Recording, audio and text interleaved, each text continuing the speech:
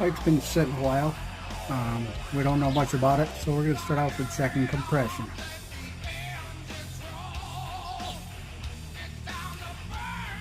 Didn't have a key, so it's hot wired.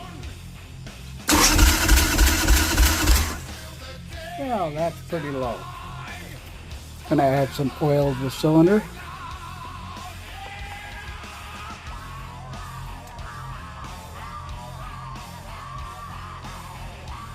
After adding oil,